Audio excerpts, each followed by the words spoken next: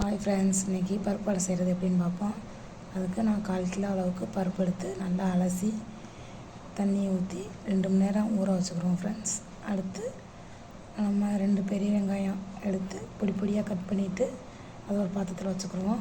அடுத்து மல்லிச்செடி, புதினா செடி, பச்சை மிளகா, கருவேப்பிலை, இஞ்சி எல்லாத்தையும் பொடி பொடியாக கட் பண்ணி அந்த வெங்காயத்தோடு சேர்த்து நம்ம ஜாயின் பண்ணி பிணைஞ்சு வச்சுக்கிடுவோம்.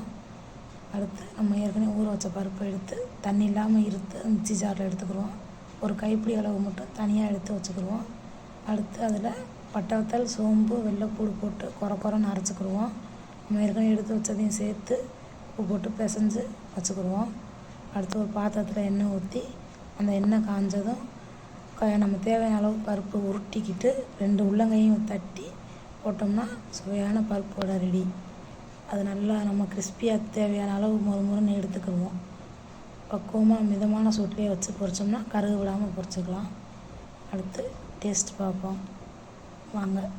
லைக் பண்ணுங்கள், கமெண்ட் பண்ணுங்கள், சப்ஸ்கிரைப் பண்ணுங்கள்.